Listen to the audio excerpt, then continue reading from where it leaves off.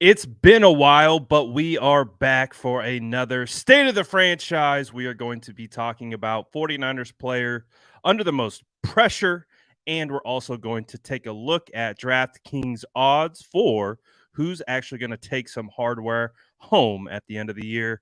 We're going to get into that all right after the correct intro. That's Jason Aponte. I'm Brad Graham. We're going to get into it all right now.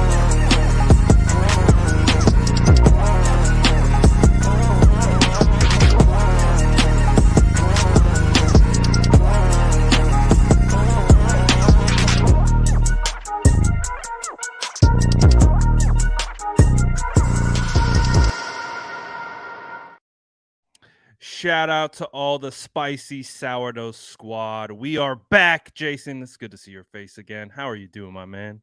It's great to see you, and that intro, I miss it, miss you guys and everything. So a little bit like just real quick because I haven't been streaming for a little bit, so I kind of wanted to just update on that because people have been asking me. Just needed some time Where's off, Jason Aponte? right? Needed some time off. Needed to not talk about the quarterback position. Needed to kind of step away, hang out with the family, get myself together, and I think more importantly, I didn't really like some of the way that I was coming off on some of the streams or interacting. So I just wanted to kind of change myself a little bit more and get back to the fun freewheeling guy that I am and can't allow to like feed into the negativity. So, you don't have to like announce it to everybody that you took a dip, but that's exactly why I did it. So yeah. So basically, Jason did some self scouting, also took some me time, which I've been trying to do, Jason. I'm going to be honest with you. Like, my stream schedule hasn't been, the 5 days a week like we normally do. I'm trying to find those little rest breaks because, again, it is daunting talking about the same thing over and over again. Again, we're all on social media. We all hear, whether it's from national analysts, whether we hear from our own fan base or our content creator circle, like, we all know what it comes back to. Now, I wouldn't be surprised if that topic somehow pops up, Nope. but Nope. Nope. Nope. All right. Here it is. Here it is, Brad. he's saying nah. Here it is, Brad. The only reason that we will discuss the quarterback is when we get to the part about the odds of the season Okay. awards because those people are listed. This will Okay. be this will be a quarterback discourse free show. Forewarning. Forewarning. Absolutely no discussions about anything, and here's why. There's no new information. There's nothing going on. I don't want to keep saying the same things over and over again. Well, does this count as quarterback talk? I mean, ESPN did let go of the legendary Steve Young today. I mean, they let Todd McShay go. They let Yeah, uh Susie Kohler. Like, Culver. I mean, so many quality analysts. What was your take on that? I was pretty surprised myself. I mean, the corporate world when people do layoffs, they don't lay off the bottom; they lay off the people at the top, right? Like, so if a company's losing money, they don't get rid of the people that are lower level that don't get paid as much. But it's just shocking to see all these names over and over, and a little bit of it has to do with the fact that it's rumored that Pat McAfee is going to be around and he's going to cost a bag, cost a bag Ooh, as well too. So that kind of has to push people out of the way. But my question that's is, interesting. I mean, ESPN has already kind of been trending towards the yelling at each other shows and everything and less analysis, right? Like, and I'm not trying to downplay ESPN or anything like that. I don't engage in that content anymore because it's not as interest to me. And the best show on ESPN is like buried at like 3:30 in the morning, which is NFL matchup, which teaches you X's and O's. And that's just they've been gravitating more to a argument debate style, but the analysis is really going out the door. And it's just, I'm interested to figure out. I know obviously Stephen A's left, Scott Van Pelt, possibly Pat McAfee. Are these guys going to do all these shows? Mina Kimes is still around. Like, are they going to be the only ones who are able to do these shows now? And it's going to be interesting to see where this goes here. I think it really speaks to the changing landscape of sports media and all media in general. Like, obviously, to get these extremely talented, extremely well credentialed type analysts, you got to pay a lot, right? Mhm. You really do. And these, of course, ESPN's owned by Disney. They're really not hurting for money if we really want to take a step back and look at it. But I think it just speaks to, again, they have these figures that they have to hit internally. And on top of that, it also, we're seeing the trends of users change. Like, I hear about it all the time. Like, and I'm sure a lot of people in the chat feel this way. You used to tune in to ESPN hoping that they would spend a minute and a half talking about your team, what the current goings are, whatever. Now they barely get to it. And if they do get to it, like we talked about, it's about one particular subject. And it is one of the number one storylines in the NFL, and rightfully so. So it's on loop. But that's all they're talking about now. They're not talking about, the defense that the 49ers have. They're not talking about the skill positions that the 49ers have. Kyle Shanahan heading into year 7 and those types of expectations. They might touch on it, but it all comes back to the number one storyline, which we're not talking about, right? So it's interesting to see how everything has changed. And again, like, I think it was Tony who commented when I was like, I tweeted out Steve Young's the number one free agent in the NFL, and he's like, oh, he should start his own YouTube channel.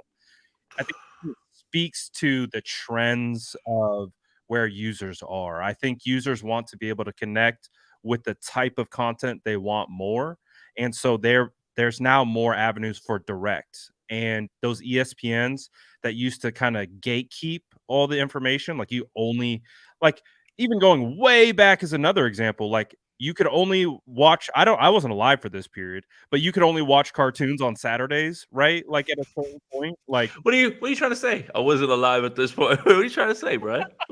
Is that a shot at me because it's you know not a that shot at you. At least I just don't remember. But the point being is, like, there is this like maturation of the way you have accessibility to things. And I think because you have all this accessibility, ESPN is seeing those things struggle, I guess. And it's just interesting to see, right? Like the way everything's evolving over time. Yeah, and for sure. Again, even people who live in the Bay Area, who the local news is obviously going to put more of an eye on the team.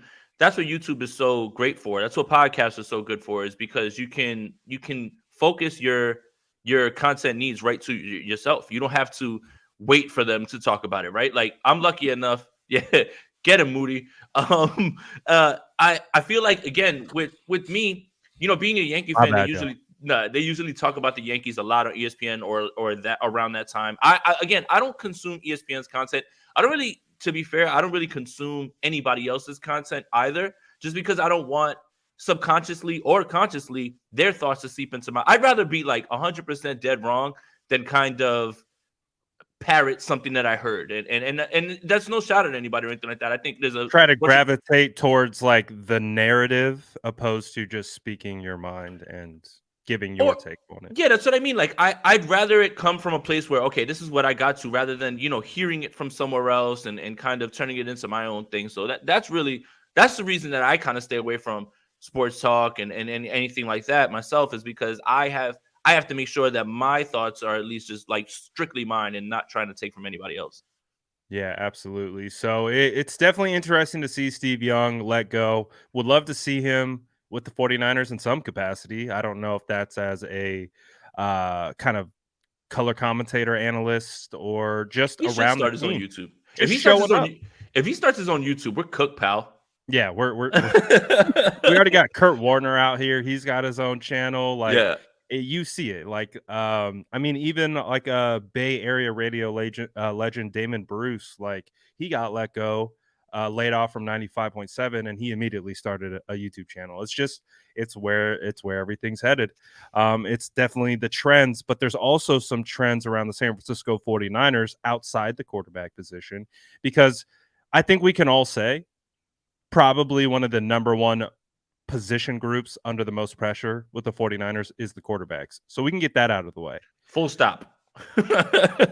When we're talking about players, position groups, even coaches, let's talk about guys that are under pressure heading into 2023, because I think pressure is a good thing, right? That means there's expectations. People expect you to be at a certain level, and you can look at that two different ways, but I think that's a good thing. And I think for the 49ers, that's a great thing that there's a lot of pressure. So if you had to start this off with naming a player, coach, what have you, of someone being under pressure heading into 2023, who do you got?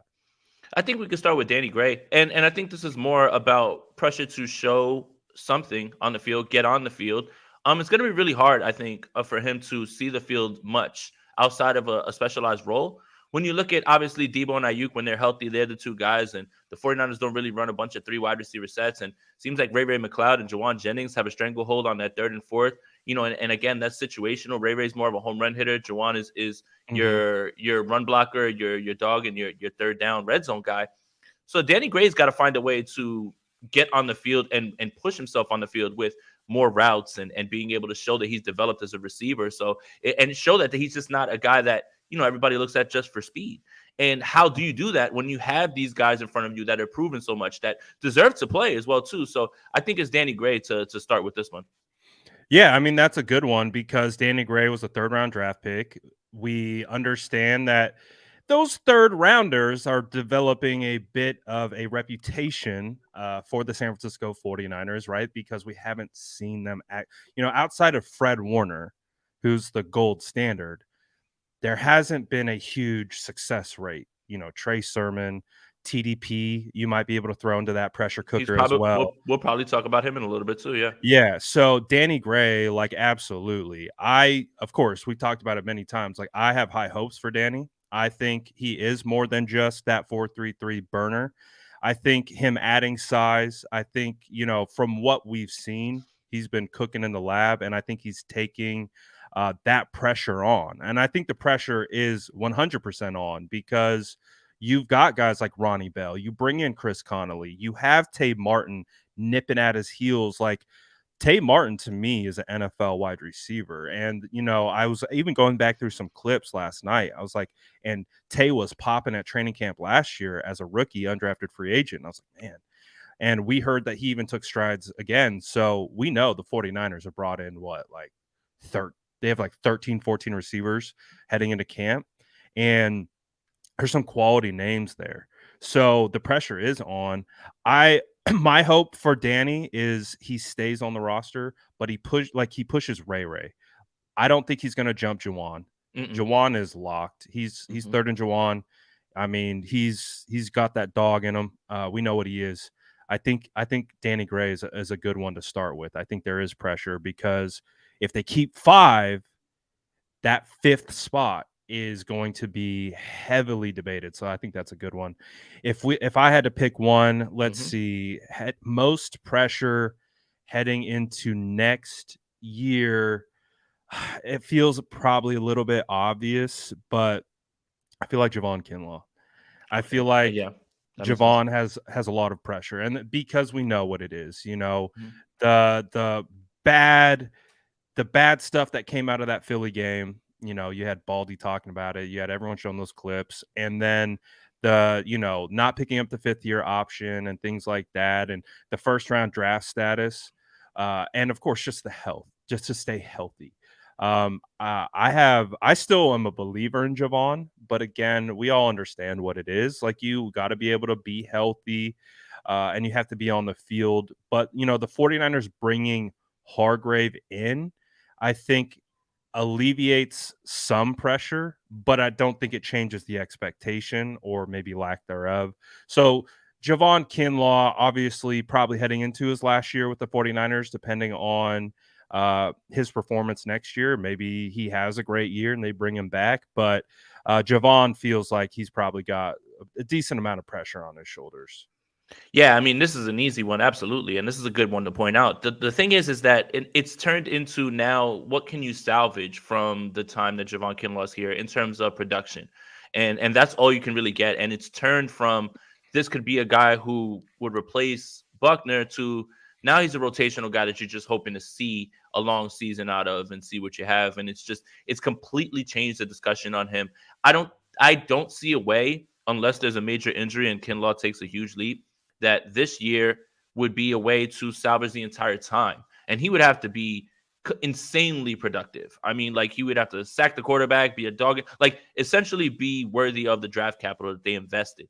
So that's what kind of makes this situation, I guess, frustrating more than anything. Is now it's more about just salvaging what you can get from him, and Mm. he's turned from a potential cornerstone for your defensive line to now just a rotational guy, and you're kind of hoping that you get a solid rotational guy. So yeah, this one just doesn't feel good all the way around, but you still have to, root for the player, and you never know, stranger things have happened in the league as well too. But obviously next year he's going to be a free agent, so he has to put some things on tape to make people want to bring him into their building, aside from the fact that they're just going to bet on his freakish stature.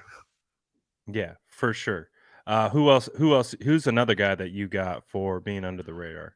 Yeah, I mean, under the pressure right now, it's just third round. Let's stick with it. It's Ambry Thomas. I mean, we have literally heard so much through minicamp, through the right here that just ended, the mandatory minicamp, about other secondary players. You never hear anything about Ambry Thomas anymore. When you look at the way that the 49ers used him last year, when there were plenty of games, the 49ers were banged up at corner.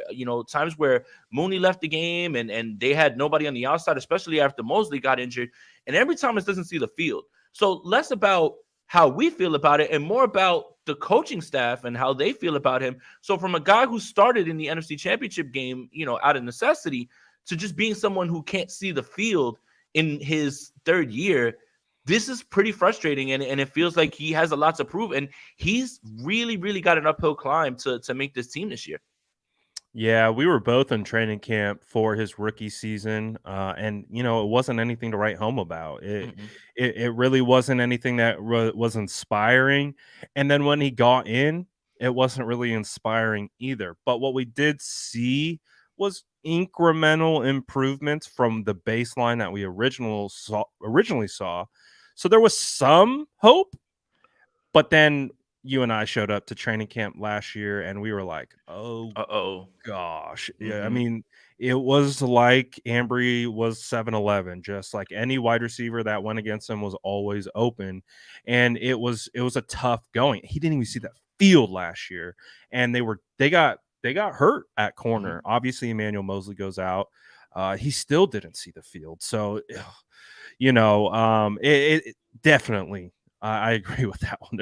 There's a lot of pressure on Ambry to make the roster this go around. It's going to be interesting how Steve Wilks attacks his development to Mm-hmm. see if his DB kind of expertise, if he can unload anything onto Ambry or unlock Ambry. It'll be interesting. I know they like his skill set. I know they like his physical tools and traits, but it's more than that at this point. He's got to put himself in position. And The other thing is, did you get to hear when Steve Wilkes talked about his coaching style, and he talked about how he coaches DBs, like the way that he does it, like the whole defense, he goes DBs in, like he works in. So the DBs are always going to get that sort of attention from him. Like I think we all knew that he was going to be a DB guru, and that's what he's known for, and everything as well too. But I do think that if you see jumps from anybody in the secondary, including Ambry Thomas, I don't think it's going to be it's going to be hard to say that it's not Steve Wilkes himself, especially with the way he described how he coaches the defense from inside out or outside in, if that's how want to perceive it. yeah, definitely. So it'll be interesting to see there. I got another one, Mm-hmm. Charlene with perfect timing. Elijah Mitchell, I think, has a Mm-hmm. lot of pressure on him. I Mm-hmm. mean, we do have to take a step back a little bit. He Mm-hmm. was a 6th-round draft pick. Mm-hmm. So from that standpoint, he's exceeded expectations by Mm-hmm. far from a talent level, production level. But where the pressure I think is on is for his availability. Yep. Can he stay healthy? And if he can't stay healthy, he is going to lose his job, in my opinion, because we saw it last year at training camp. Jordan Mason, I mean, the hype train is real, and it's real for a reason. Jordan Mason pushed out Trey Sermon. He pushed out JaMychal Hasty. JaMychal Hasty was also having a good camp and also had shown in the past that he could be effective in moments. I think back to that Philly game in 2021 where he had that beautiful run for a touchdown off the right side. Like he had shown before, but Jordan Mason pushed out 2 guys that had NFL experience as an undrafted free agent, one that was a 3rd-round draft pick. So I don't think Jordan Mason's slowing down anytime soon. So for Elijah, the pressure is on because he has to be available. And if he's not available, he might lose his job to Jordan Mason. And I think, he's heading to year 3. He's going to have to be up. He's going to be up for a contract in year 4. So yeah, and we've seen the 49ers flip running backs if they can get value for them. We've seen them take Jeff Wilson, flip him for a 5th. We've seen them take Matt Breida, undrafted free agent, flip him for a 5th. They will flip running backs. And so it'll be interesting to see. I don't think they'll necessarily trade Elijah Mitchell unless they got like a 3rd or a 2nd for him from someone. But I think he's under some pressure right now. Well, isn't that a coincidence? Because today I had to write about Elijah Mitchell, and I think I'm echoing almost everything that you say. I have the article up here. It hasn't been put up yet, but it's about a few things too that are kind of strange and me just putting pieces together.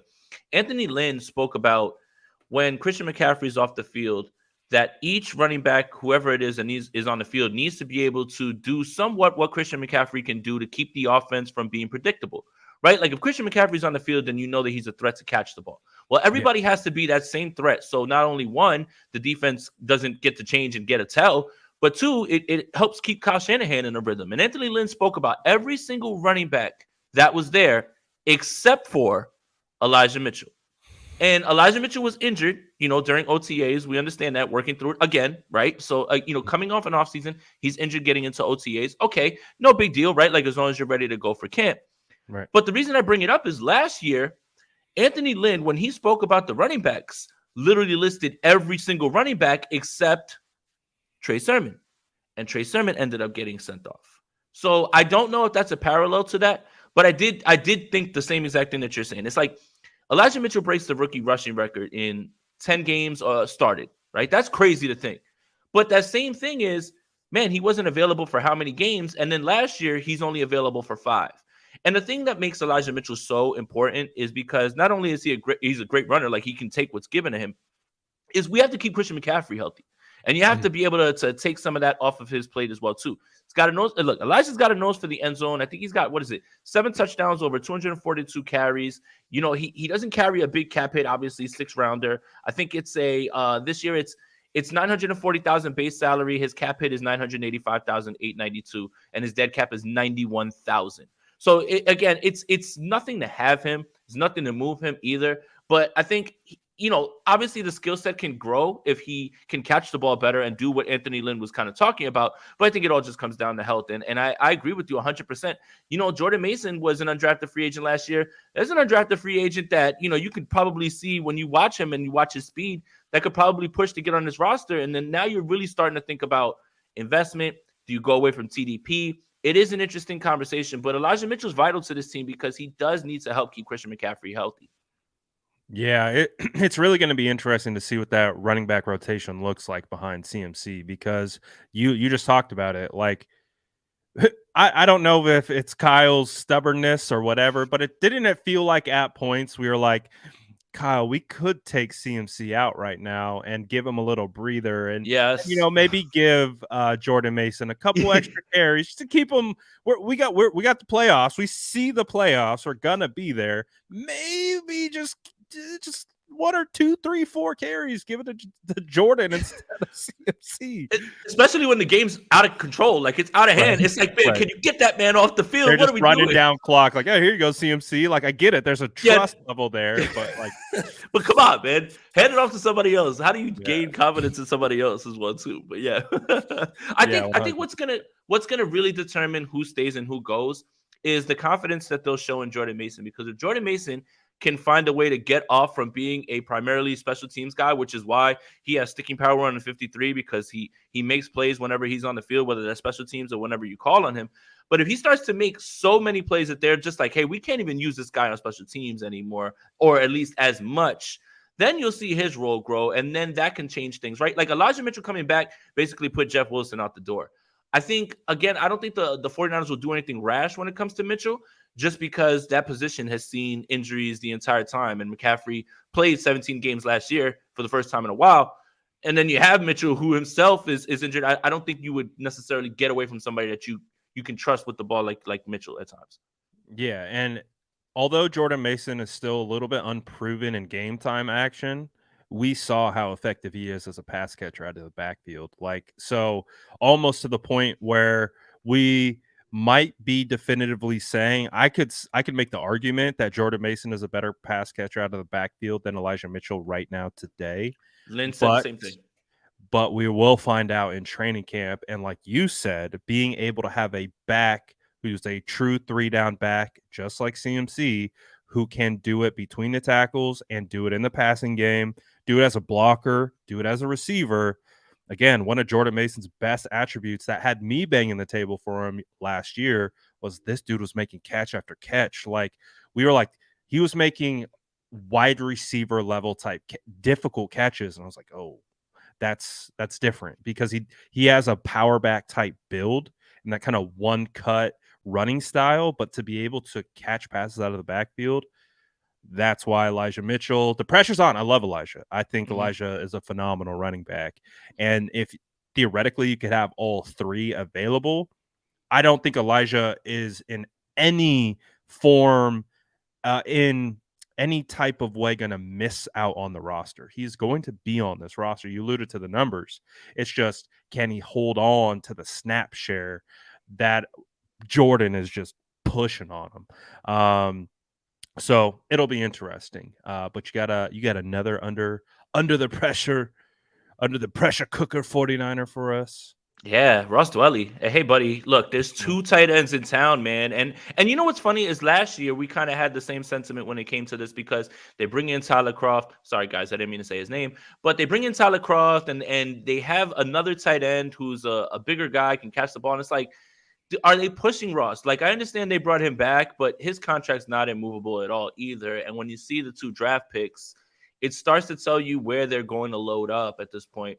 You know, unfortunately, when you have a team as good as the 49ers, 1 through 53, there's going to be good football players that are not going to make the team. And the thing is you're not going to be able to hide them on the practice squad, and it's just unfortunate. Why do you think so many teams just jump at when guys are let go? It could be even bottom-level guys that are fighting for that last 53rd spot. This team's ready to grab them. I mean, JaMycal Hasty's thriving right now in Jacksonville in his little role as a third down back over there. So, you know, it's always going to be that way, but when you look at the way that they drafted, when you look at the way that they stockpile that position, I mean, Charlie Warner's got his spot. Kittle's got his spot. That's two, right? So which one of the two youngsters is going to make the team? I don't think either of them can make it on the practice squad. And I think that Ross Dwelly, unfortunately, because he doesn't offer too much blocking, and he is a pass catcher primarily, which is a big tell when he's on the field, it just hasn't translated so much, really. I mean, look, he has games where he looks good when George Kittle's injured, but it just – for the amount of time that they've kept him around, the level of production just isn't there. And it's not even like when he's called on in a pinch, he really, really produces over time for you. It's kind of like he has to get schemed open at times.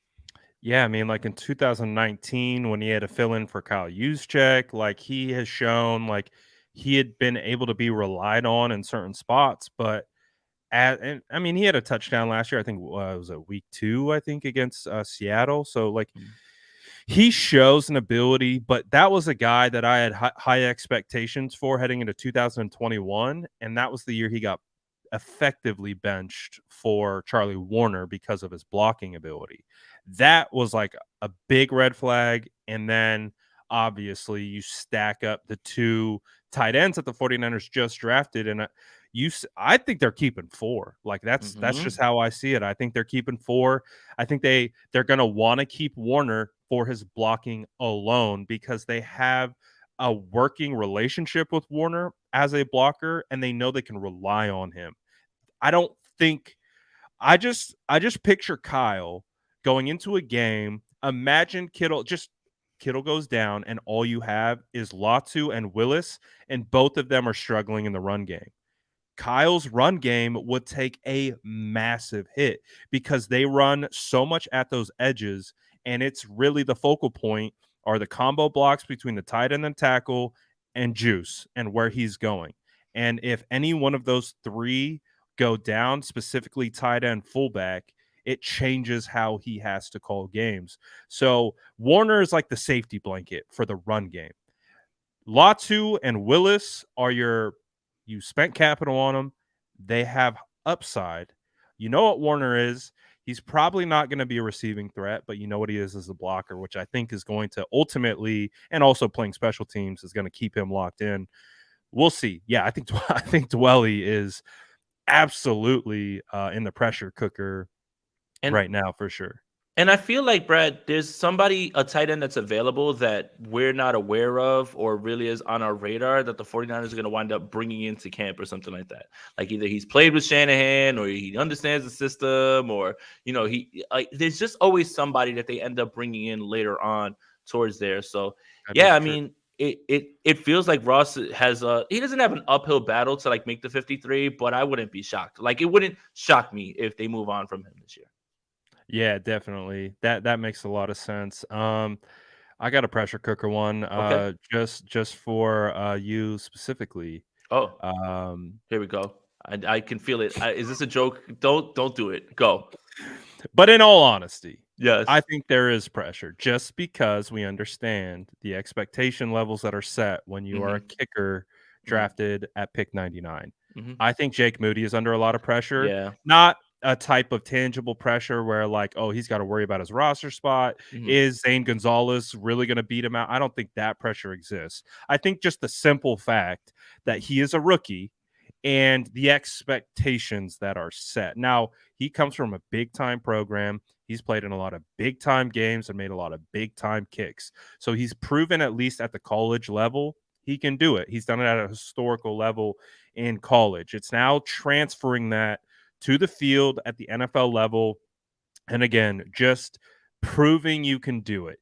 Not getting the yips, not shanking one and spiraling. You know what I mean? Because I think for our expertise, or maybe I should say lack thereof, of evaluating kickers, I think one thing that we could kind of wrap our heads around is the mental aspect of it. Mhm. Again, whether you're a shooter, a golfer, whatever, like you understand the mental rhythm that you have to find, and that if that takes a hit, how it can spiral. Like, I don't think there's anything wrong with his leg. He's proven he can boot the ball. I think he hit like a 63-yarder during minicamp or whatever.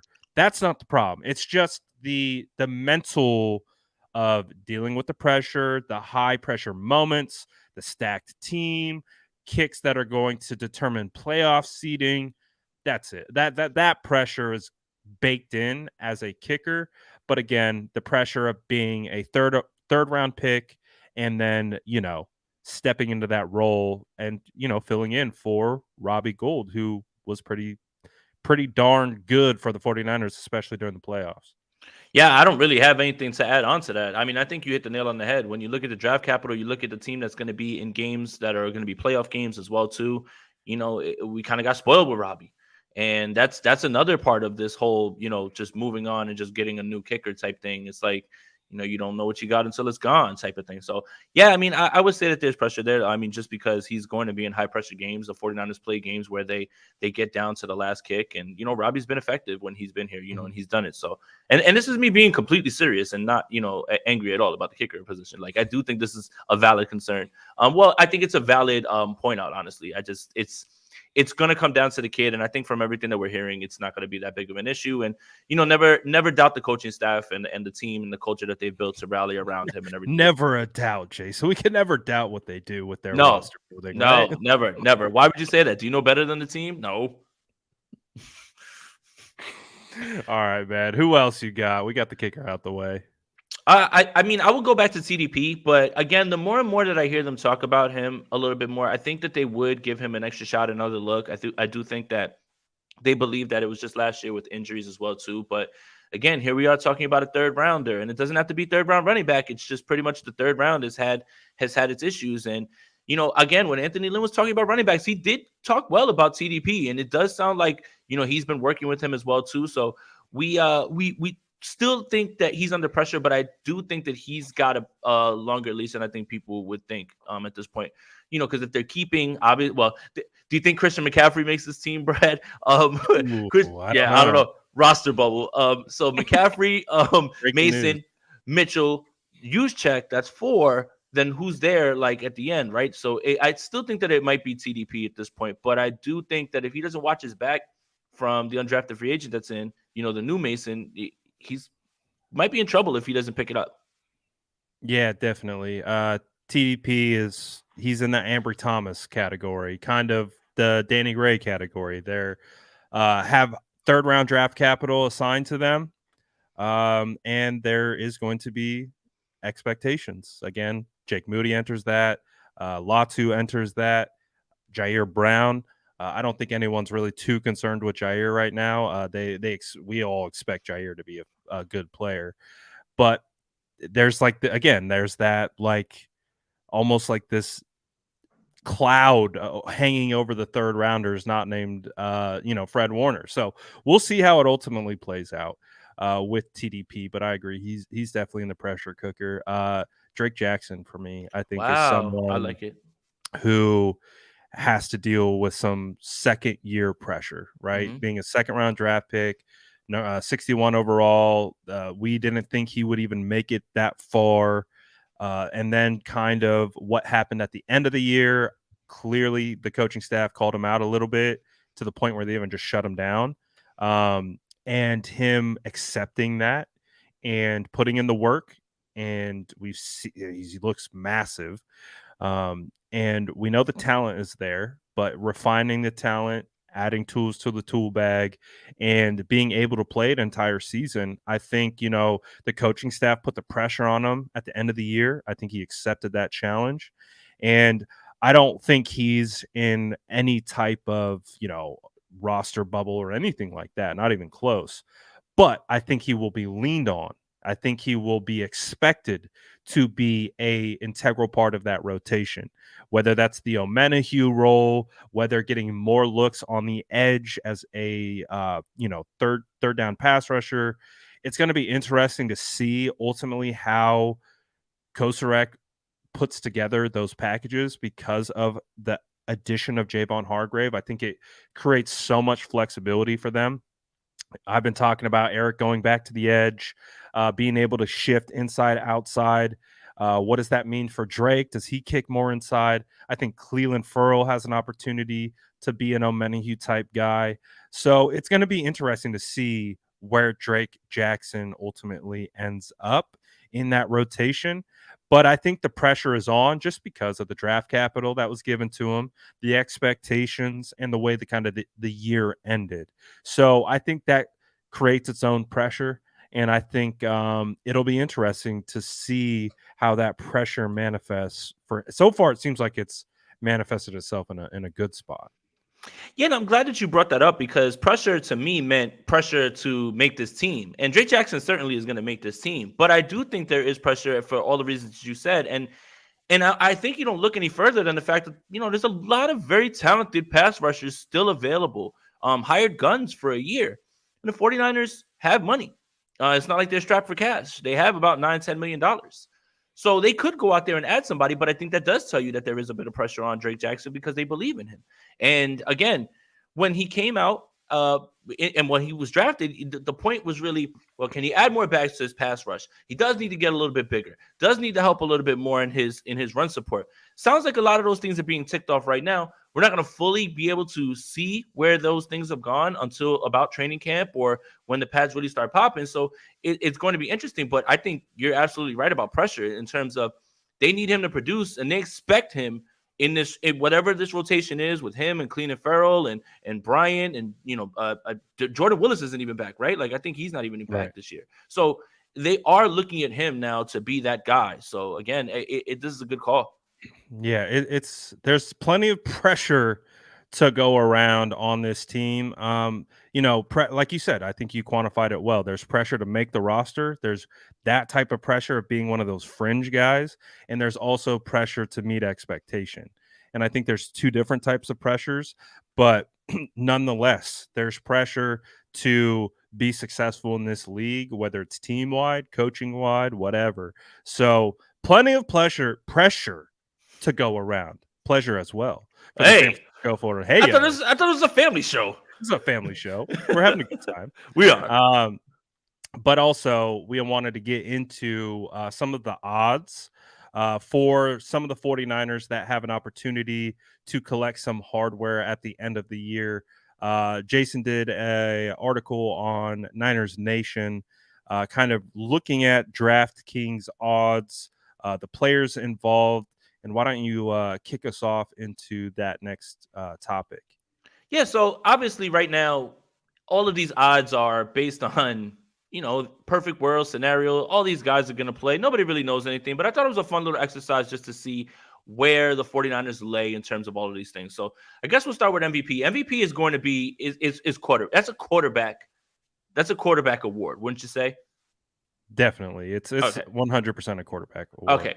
So look, plus 700 for Patrick Mahomes. Right there, Joe Burrow plus 750, Josh Allen plus 800, Jalen Hurts plus 1100.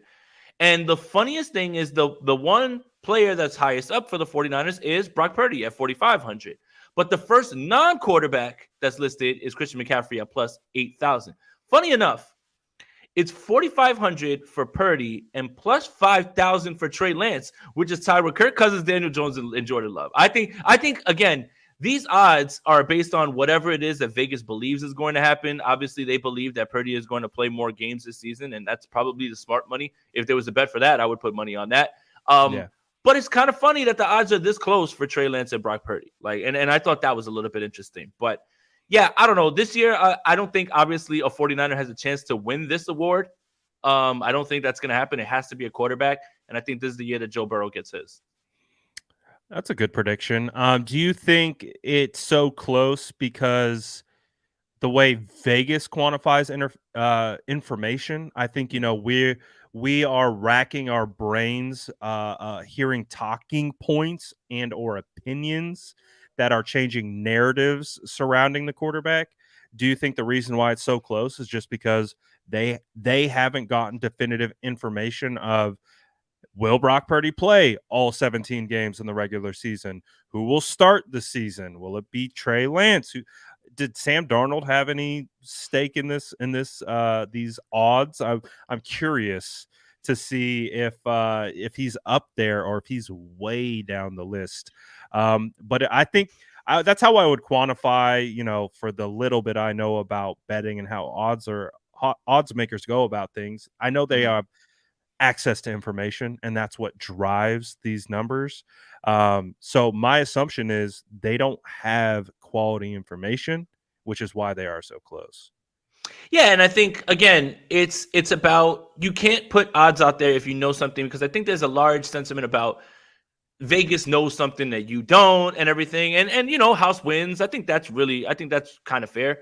But you can't really put it so far ahead, because then everybody will start saying, well, what do they know? What do they know? I think at this point, these odds are pretty much just, hey, this is the information that everybody has. This is how we're gonna calculate these odds, and it's reflected by the news that's there. Funny enough, Brad Graham, there's a quarterback that's tied with Christian McCaffrey at plus 8,000, and I just told you that Brock Purdy is at plus 4,500. So there's better odds that Brock Purdy is going to win MVP than Christian McCaffrey and this quarterback. Brad, I'll give you two guesses. You're probably going to only need one. For who's the quarterback tied? Who's the quarterback that is tied with Christian McCaffrey at plus 8,000 odds? The quarterback. You'll need. I'll give you two guesses, but you're only going to need one. I don't know. Is it Sam Darnold? No, it's James Richard Garoppolo. Hey, buddy, miss you, pal. See you soon. See you soon. Oh, maybe. I don't know. He better be there. No. We're going. Also, we'll talk about this offline. You're going, I'm going, and he better be there as well, too. So, if I have to drag Jimmy Garoppolo to that stadium at 7 a.m. in Vegas, I need it. I've had some conversation with Raider fans. They don't seem too confident about Jimmy Garoppolo, but we'll see. We'll see if he's there. Remember my prediction. When they win a game or something like that and Jimmy throws like a game-winning touchdown, watch them switch this quick. Quick. It's going to happen. Yep. But it's pretty funny. I've hopped into some of their comment sections. They do not like the direction of the Raiders. It's pretty funny. Yep. But anyways, offensive player of the year. Break this down for us. Yeah, so again, offensive player of the year, I think this is probably one of the ones where the 49ers have a really good chance of doing this. I mean, and this would have to be dependent on Christian McCaffrey. So when you look at the odds, Christian McCaffrey's at plus 1,300. He's ahead of Austin Eckler, but he only has two people in front of them, and they're tied for the same amount, and that's plus 1,000. That's Justin Jefferson and Jamar Chase. And look, if Christian McCaffrey puts together a 17-game season, and if you extrapolate his 49ers numbers across 17 games, not his Panthers and 49ers numbers, like if you extrapolate those numbers for 17 games, it makes for a hell of a case for Christian McCaffrey. I think that he's got and obviously Vegas thinks that he has just as good a shot. He's third behind Jamar Chase and Justin Jefferson. I just will tell you this. I don't want this to happen, but again, I've kind of said it over and over. It's going to be hard for me to see Christian McCaffrey playing all 17 games this season. Probably will play around 15, 16. I'm sure he'll miss a game either because they can win a game without him. They don't need to really push him or anything like that. So I do think that is going to get in his way this time. This year, I've got Justin Jefferson winning this award. He's going into a contract year, man. Adam Thielen's not there. They're going to be throwing the ball a little bit more. I know Jordan Addison is there, but it just feels like it's all lining up for Justin Jefferson, who has the most yards through year 23 season. He's set up to do it again. Kevin O'Connell wants to throw the ball a ton. Yeah, man, I think Justin Jefferson actually wins this, and he has the best odds because he's just so steady all the time. Nobody's ever done it at the level that he has. Yeah, I think that's a good call. I mean, Justin Jefferson's on a tear right now. He's on a completely different level right now than really. I mean, obviously there's people creeping up on him, but Justin Jefferson is he's a stud. If you had to pick offensive player of the year from the 49ers, would it be McCaffrey, or Yes. do you think Mm-mm. okay. It's Do you Christian. think that Debo, Ayuk, or Kittle could at all threaten, or is CMC just running away with it? I think CMC is the clear favorite, but I have a hot take that I think it would be Brandon Ayuk who will be the person after this year that we're gonna say, oh man, he's really like the guy that could be behind him. But yeah, no, I think it's McCaffrey, man. I think when you look at the way the offense moved, everything was talked about, which 49ers quarterback was playing at the time, but you can see the jump when Christian McCaffrey was on the field. Like the impact was immediate and it helped everybody on the field. So it not only helped the quarterback, it helped get wide receivers open because he demands attention, got himself open that he has all these weapons around him that they have to pay attention to. So he has more space as well too. There's just no way to hone in on this entire offense when they're all healthy and clicking. So yeah, I mean, it's still hard to believe that Christian McCaffrey is on our team. Like sometimes I still don't get it. It is, and I'm really conflicted because I feel like Debo Samuel and Brandon Ayuk could potentially have their best years all at the same time. Like it's hard because CMC, you know what he is, you know what he's capable of, you know the gravity that he has, and then you have George Kittle as well.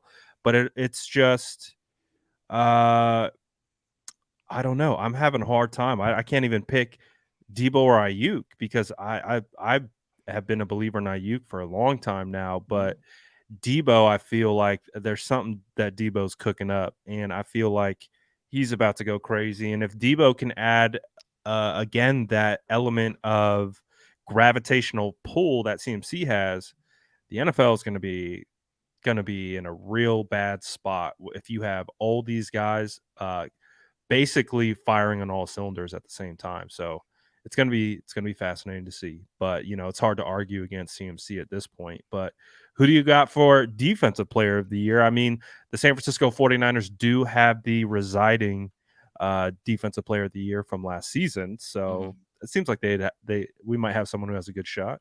Yeah, I mean, when you're a baller, you just use your trophies as like battery holders. Like that's how good Nick Bosa is.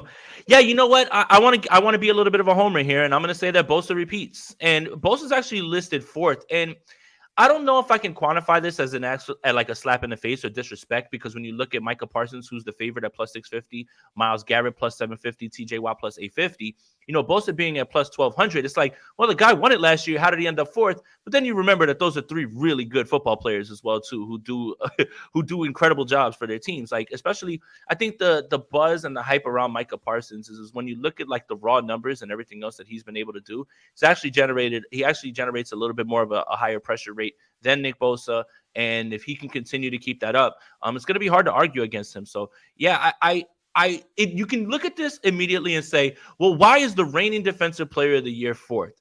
But then when you look at the players listed ahead, it's like they have to 1 through 4. If you put any of these other guys in different positions, I'm sure they would say, well, they need to be a little bit higher.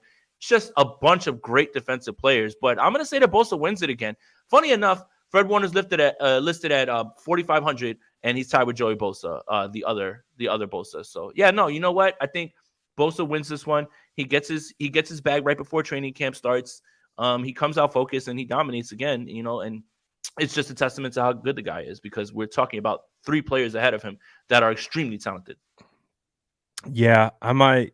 I'm not a big bettor. I got to figure out how to get to do that since I'm in California, but I really do think that the addition of Javon Hargrave is going to make Bosa's life easier to get more production, and that's really what it's a stats award, right? How many sacks can you rack up? That's why one of the reasons why Bosa really pulled away from Parsons is because Parsons stopped accumulating sack production. So Bosa just kept going. So I think it comes down to, obviously, a lot of these awards are based on stats, and rightfully so. But I do think Bosa is definitely going to have a shot to have more production than he had last year. So, if you had some money to throw, this is not betting advice. I think this is what they say. Right. But hey, I'd throw some money on that.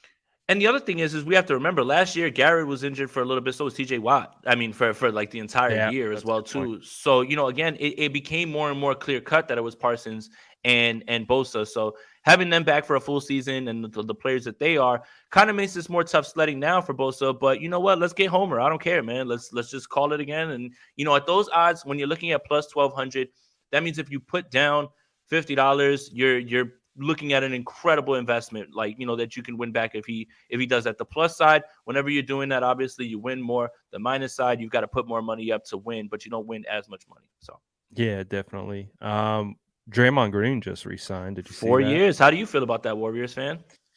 Listen, that was not a sigh of enthusiasm. It wasn't. Listen, I love Draymond. When we drafted him in the second round, I truly believed from the second we brought him, he was going to be a transcendent player for the Warriors, and he has. I mean, what was it, 4 years, $100 million? It's a love-hate relationship with Draymond. Like, I love what he provides. I love the defense, but the no offense, a lot of chirping. It gets. I don't think it's a bad thing. I don't think it's a great thing. I'm definitely right there in the middle. Like, just it's what you're getting. You know what he provides. You know how he fits the team. You know the mentality that he brings. But you're also not getting a lick of offense out of him. So it's like it's one of those things where it's like I would have been okay if he signed somewhere else. I wouldn't be like crying or anything, but like him signing, I don't love it either. But we'll see how it goes. You know more basketball than I do. I just watch in the playoffs and just like and throw like a money line bet on one or two of them. So I mean, I have no comment about that actually. Yeah, I mean it's not something that I'm like, oh, the Warriors are back, baby, they're back. It's an okay move. It's all right. But anyways, offensive rookie of the year. What do you got here? I mean, the Niners can't win it. Jake Moody's not going to win this award. Sorry, guys. I hate to be the bearer of bad news and be the rain on the parade. Hey, look, man, this is Bijan Robinson's award. I mean, at plus 250, it's almost like getting free money. You really, all you have to do is put down a few bucks. He's going to be utilized incredibly well in this offense with Arthur Smith. They've made massive improvements on the ball. They'll be in favorable game scripts. Bijan catches the ball. I mean, there's a reason that they drafted him so high. This one feels really easy, but I do find that it's a little interesting that a dark horse that I wouldn't mind throwing some money on for plus 1,700 is Jordan Addison. And for the same reasons that I talked about with Justin Jefferson is, Adam Thielen's not there. I think they think really highly of him. They took a little while for Justin Jefferson to get on board, which is what's crazy about his numbers, which are the best for anybody through their age 23 year. Is you hear you kid? You good? No, we're good. All right. Is he didn't play like in the first 3 games, and he kind of caught on later on. But I think Addison doesn't have that in his way. So 1,700 for Addison isn't bad. High volume offense. They're gonna throw it a lot, and Kirk. It doesn't matter if they win or lose the game. Kirk's still gonna put up numbers and give them chances to catch the ball. But it's Bijan's, man. I think this one's pretty easy. Plus 250 feels like free money. Yeah, I mean, Bijan's definitely going to take the bulk of those snaps for sure, and we saw what production Al Jair was able to get last year. So again, you make a compelling case, but as you did talk about before, it is a quarterback-driven league. It is. So I am very interested. I'm a big fan of Anthony Richardson. Mhm. I think he'll have a little bit more uh, intensive developmental process. I think he'll be a good quarterback, but I think Bryce Young and CJ Stroud are very intriguing to me. I think Bryce Young, coming into that where he gets Thielen, they add Mingo. They still got Chenault and they got some other weapons. They got a Thielen. new coaching staff, just revamped in a lot of spots. And Bryce feels like he's a guy who can just step in and do it. You know what I mean? There's not a lot of learning on the job. It feels like he's kind of a plug and play type guy. So I would say for me it'd be between Bijan and Bryce, but CJ I wouldn't sleep on. He's been looking good from some of the things I've seen out of the Texans. So it'll be interesting. But yeah, sorry, Jake Moody. I don't think it's gonna Yeah. happen. Hey, if it Not does, that'd be incredible, right? He'd be the first kicker to win Offensive Rookie of the Year. I mean, that'd be it's worth not it. happening. It's not happening. And now it's Well, happening. defensive rookie of the year. What do you got? You know what's funny is Jair Brown's not listed, and he was the highest pick on defense for the 49ers. The only 49er that's listed as Defensive Rookie of the Year is not Darrell Luter, it's not Beal, it's D. Winters at plus 10,000. Now, plus 10,000 makes it an impossibility at this point. But I really am shocked that like Tig's not on here at all, especially, knowing what we know. Hey, Brad Graham, did somebody drop on here that the 49ers are going to be running more 3 safety stuff? Good thing the Athletic confirmed that, and Tig's going to be on the field. So it's kind of weird that he's not listed at all. The Defensive Rookie of the Year is a little bit harder to predict, I think. Your first inclination is to go for the edge rushers, right? Will Anderson's the betting favorite, right? Plus 350. I feel like the Defensive Rookie of the Year can go to anybody.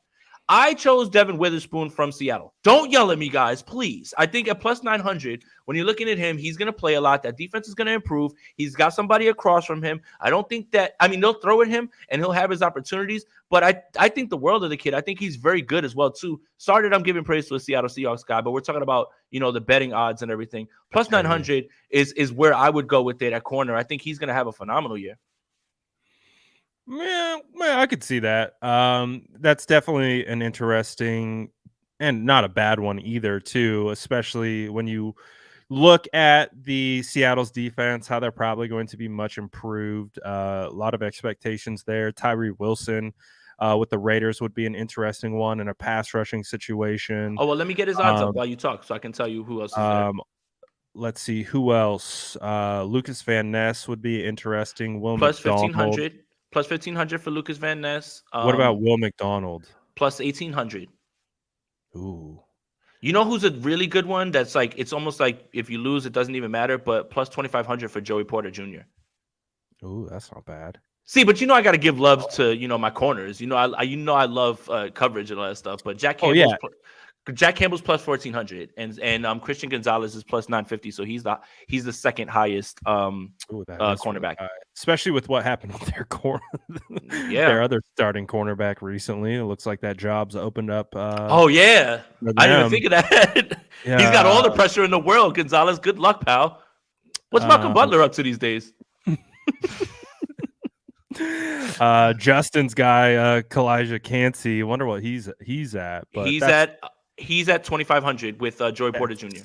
Yeah, that's tough to make it as a defensive tackle. But yeah, like to your point, it's either edge with the sack production or interception production. But Jalen Carter plus 650.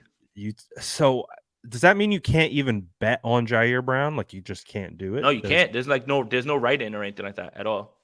That's wild. Yeah, he's not even on there. That's kind of weird. Yeah, because he does have a potential to be an interception machine in the opportunities that he gets. So that's going to be interesting. Yeah. Comeback player of the year. What do you got? It's DeMar Hamlin's award. I mean, it's so much his award that he's minus 500. Like it's if he steps foot on the field even one time after what happened, he absolutely deserves comeback player of the year. The award should probably be renamed after him. Now let's get to the jokes. Funny enough, Jimmy Garoppolo plus 3,000 is listed ahead of Sam Darnold plus 3,000 and Trey Lance plus 3,500. Brock Purdy is not listed on That the doesn't make comeback sense player to of the me. year. How's that? How's he not listed? Right. And look, I wouldn't choose him because there's other guys who had like season-ending injuries like during the season and they're working their way back like after a full season. I mean, Brock Purdy's timeline has been pretty outlined pretty well, and it never was really too damning, especially with the but he's got to be listed. Let me find the other names on Yeah, here. but you can make the case that Yeah. it happened so late in Yeah. the season, and All right, like look. he's up against it. Look, here's another one. John Michie III. I mean, he Yeah. beat cancer plus 3,000. Yeah. The same thing, Foster Moreau plus 3,000. But Russell Wilson plus 2,000. Tua plus 2,000. Lamar plus 2,500. Tua's coming back from an injury. Russell Wilson's coming back from sucking. Lamar Jackson's coming back from an injury. Cooper Kupp plus 2,500. That's an injury. Breece Hall, Yeah. injury. You know, like Matthew Stafford, injury. Jimmy Garoppolo, Baker Mayfield, and Matthew Stafford. John Michie, Sam Darnold, Moreau all have the same plus 3,000. But like Jonathan Taylor's on it, TJ Watt's on it, Kyler Murray, Derek Carr, Javonte, Calvin Ridley, who's coming back from the suspension. So there's a lot of guys here. Odell Beckham, plus 4,500. But yeah, some guys are just coming back from being terrible and not injuries on this list. Yeah. Like it's just I wonder how that list is quantified because Sam Darnold played the last 6 games of the year for the Panthers, right? So he played. What's he coming back from? He's coming back from the shadow realm. He's coming back from Carolina and New Jersey. He's just like, oh god. They're like, that's the reason why we gave it to Geno, man. You see the path he took. We had to give it to him. I mean, Right. He came back from hell and he made it back. So yeah, well, clearly Geno proved that it's not just an injury award. It's can you rebound from a pedestrian career, at least the way it started. Coach of the year, this one should be interesting. Yeah, Dan Campbell is your front runner right now at plus 850. I think the Lions are going to be a sexy pick for everybody. The Lions, if you're going to watch people do their predictions, 9 times out of 10, they're going to have the Lions either winning that division or being in the playoffs. Does that happen? I don't know. But if they do, then he absolutely does because they're on a trajectory of being in the basement, drafting well, and moving up and making the playoffs, which is something that Lions fans are not really accustomed to at this point. And you got Sean Payton at plus 900, who's taking over for Denver. He can turn them around. If he can get Russell Wilson playing well, man, how much would that aid his cause? And I think we all agree that Sean Payton's a great coach. And Matt Eberflus, the worst to first type situation. Right, 100%. A lot. And that the Broncos' problem is that they don't have talent. They were just poorly coached, and Russ wasn't good last year. Like it's just plain and simple. And then Matt Eberflus has a really good shot, man, because if Justin Fields takes this leap that everybody believes, they win. If they even win 7-8 games, I think it puts him right in the discussion, just because of what he's had to deal with, and he's developed Justin Fields. So Fields looks like a top 10 quarterback. It feels like he'll be at the top of the list. Plus 1,100, right? And then Arthur Smith at plus 1,400. I'll tell you this: if the Broncos or the Lions or the Falcons make the playoffs, it's going to be one of those 3 guys. And Kyle Shanahan's at plus 3,000 with John Harbaugh and Sean McVay. But again, it's always going to be about Kyle Shanahan in this sense. This year is going to be a product of his own success, or he's going to be a victim of his own success. You kind of just set your watch to the 49ers winning a bunch of games, and everybody knows it's the same thing like John Harbaugh, Mike Tomlin, Andy Reid. Those guys aren't going to win Coach of the Year because you already know. Every year there's always going to be a coach that takes a team from nowhere to the playoffs or bounces back because he had a bad career and he has a really good season. Things like that. That's why it feels like it could be one of those first 4 guys. I'll tell you this, man. It's going to be hard for you to turn away Dan Campbell if the Lions put it all together and they make the playoffs this year like many people think.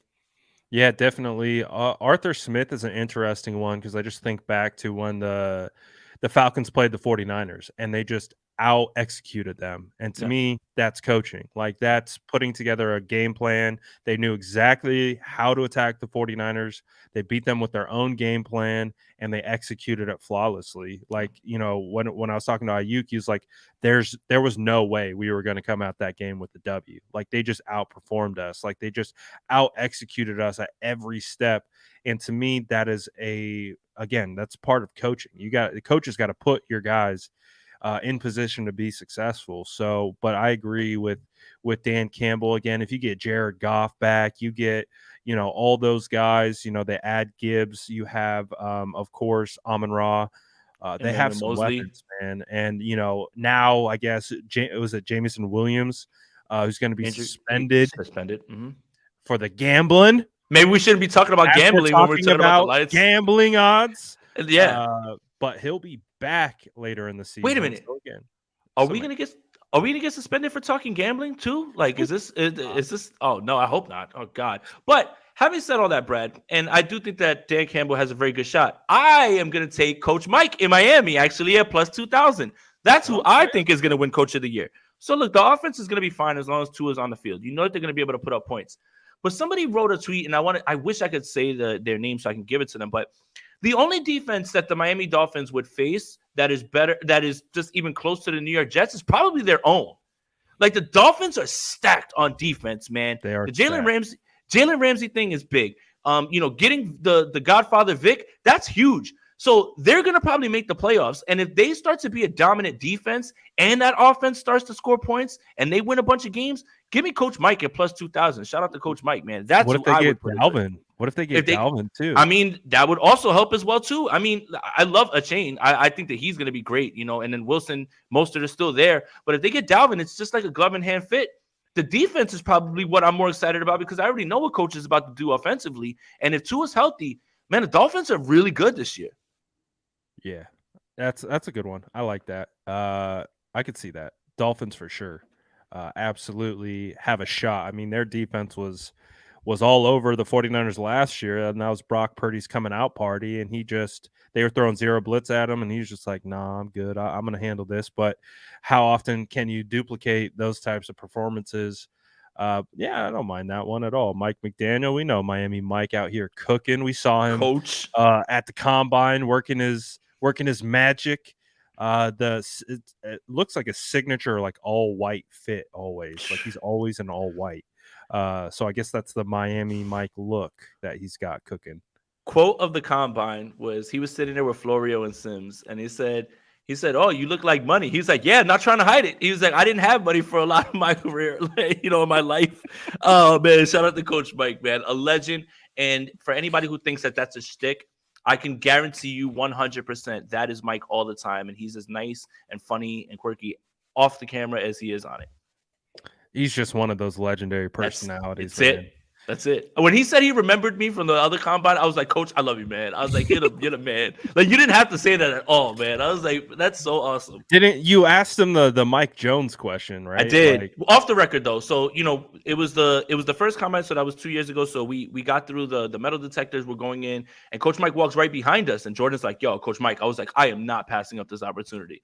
And I just turned around, and you know me, Brad. I'm just gonna start up a conversation with anybody. I don't care. And I was like, Coach, I was like, my name is Jason, and Jordan. I was like, we cover the 49ers. He was like, hey, thank you guys. You guys have always been good to me and everything. And I was like, look, just real quick, your favorite Mike Jones song. And he didn't even flinch. He was like, Clubbing featuring Paul Wall. I was like, Coach, you're a legend, man. I was like, go get him, man. And that was right before John Lynch spoke, right? And then he got off of the stage when John Lynch was on. And if you remember, John Lynch is talking about McDaniel, and McDaniel's standing there on the side, and he just was like, heck yeah, John. Like none of that is scripted. None of that is a guy doing a shtick. That is Coach Mike all the time, man. So always rooting for Coach Mike. Yeah, always got love for Mike for sure.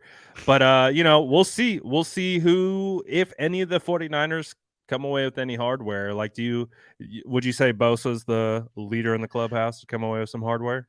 Yeah, I've got Bosa as a prediction. You can certainly see Christian McCaffrey walking away with Offensive Player of the Year. That's largely relying on his health, but it's just I mean, it could possibly be that Justin Jefferson is like my favorite player in the league, and it's just a joy to watch him play. But I think when you look at everything that's kind of set up, the high passing volume, his contract year, he's going to get a massive extension, his track record, Kirk is going to hyper target him. I just think that this is the year where you're going to see more touchdowns than you saw last year as well too, because it felt like that's the only place where he really kind of lacked a little. I just think that there's still room for Justin Jefferson to get better. So yeah.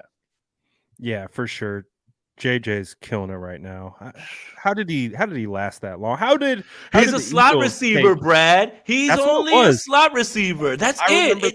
I remember those arguments like it was yesterday. Like narrative. Because he only played out of or majority played out of the slot. They're like, oh, there's no way he could be an outside receiver because he played slot in college. How can you go from slot? I'm just like, you guys, you don't have the vision.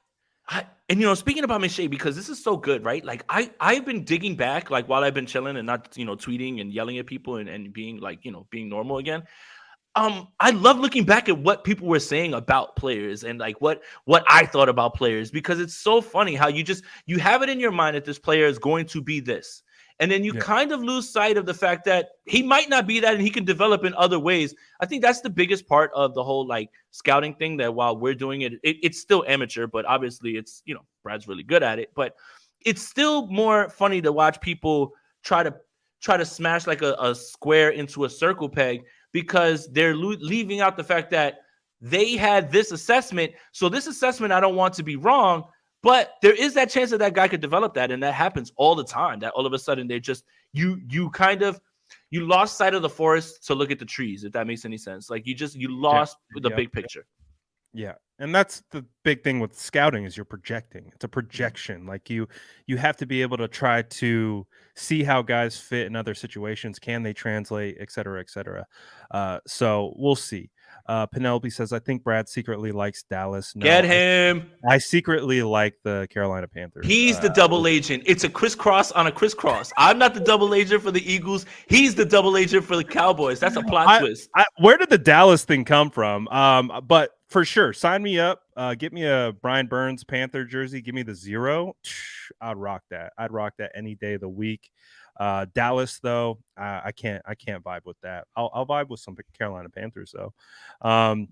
But we're back, state of the franchise, after taking some time off. And again, like, we are still probably about a month away from training camp, so there's still a lot of time, a lot of airtime to fill. So we'll see how it goes. I'm like Jason. I got 1 foot in, I'm 1 foot out, trying to, keep it afloat, but like also maintain my mental health at the same time. So it's definitely a fine line to balance. And Brad, I want to just say I'm proud of you. You know why? Or what? We went an hour and 12 minutes and had no conversation about the San Francisco 49ers quarterback position and the players that play there. Brad, we need a medal. That's impressive. And if you want, you guys can, send some cookies and stuff, like you're welcome.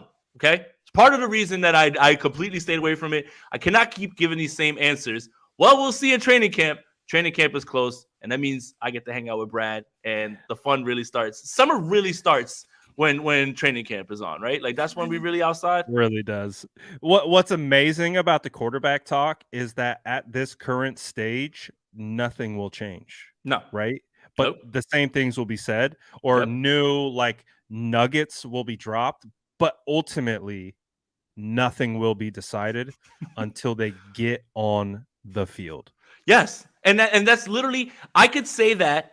That's not fun to talk about as we're like anti-content creator right now, but that's I could say that every single day until training camp, and every single day it'll be true and it'll never change. It's the funniest thing, man. It's the funniest thing to watch people try to twist the quarterback position another way and talk about it. You can't. It's done. And that's why, it doesn't matter. People can talk about whatever they want, whoever, that's fine. But you have so many opinions that there's only like 3 or 4 real things that can be said that are actually true. And I'm sure somebody's already said it. So why do you need to hear about it from me? I'm good. Or if you've said it, how many times can you just say the same thing over and over again? It's just like, I have my thoughts on the quarterback, but I've already said them a million times. It's like, I can say it for you. This person said this. Let's talk about this person saying this, which still doesn't change my original opinion, but we're talking about it because it's the off season. Well, congratulations. We did it. Well, I think a lot of people were creating content about our old buddy Albert Breer. You remember Albert Breer, right? From the Albert Breer. Albert Breer, you have some of your biggest risers from the combine. I don't know. I don't know if He Breer was a faller. I think he's a faller. Yeah, like I probably. I mean, it felt like he bombed the interview, like more than anything. Like, like you get in there, you get to figure out what the guy is, and then you're like, I don't know if I can invest in this. It's really hard to bomb the combine. No, you typically show up, you put in your work, you're going to rise in of itself, but he really stood out as someone that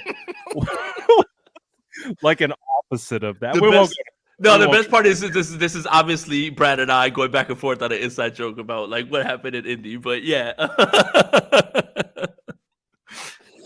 Oh man, that's a good memory. Good times. You'll never forget that. You'll never forget. Every time I hear his name, I'm like, oh my god! I just get more mad. It's hilarious. I just get more mad. Brad just be like, yo, just chill, man. One day when we do our memoirs and our tell-all of content creation over the decades, we'll share that story. Yep. But another good one, Jason, appreciate you hopping on. Appreciate all the SDS, appreciate the Spicy Squad. Appreciate everyone tapping in for State of the Franchise.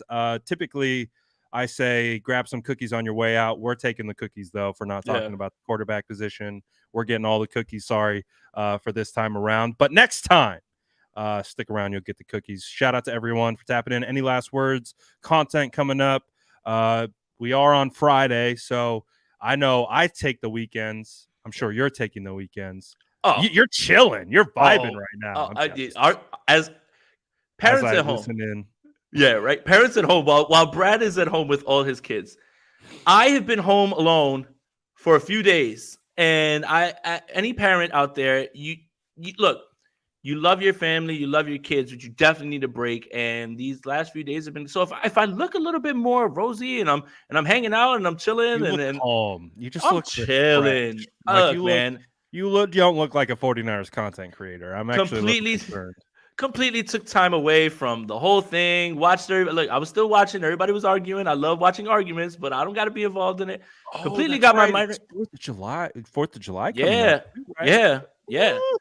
So a lot, but I mean, every day Niners Nation. That's where you've been finding most of my content. Writing every day on there. And I wanted to plug every day. Well, not the weekends. The weekends I'm off. But still, we're talking Monday, Friday. We take the Monday for ourselves. We are Monday through Friday. We aren't that insane.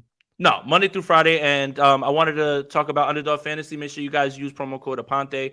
I'm gonna get back, start sending some best ball drafts. If you guys want to be in a fantasy league with me, about that time. Punch in that promo code Aponte on Underdog Fantasy and get your first deposit up to $100 doubled. State of the Franchise Fantasy League. I don't know. Maybe. Oh, baby. Let's use some Underdog Fantasy. Maybe best ball. I love it, man. I mean, for us, we're busy, so it's hard to like command all those leagues and make transactions and all that stuff. Best ball is your best way to play. That's what is it all season or is it week to week? It's all season. We have week-to-week games that I'm going to be putting out there too, where you do daily fantasy. But best ball, essentially, you draft your team, and the guys who score the most points, they get in your lineup. No worried about start sits, none of that stuff. That's the best part about best ball. We're all busy. We might have to cook something up. Hell yeah. We'll see. But you already know what to do. Stream it on both channels. Like and sub to both. We'll get back on a regular basis. We'll probably be going in and out with State of the Franchise all the way, but when training camp's here, we're cooking. We'll definitely be locked in, ready to go. But appreciate everyone tapping in. We're out for now. Right intro. Let's go. That's Jason Aponte. I'm Brad Graham. We're going to get into it all right now.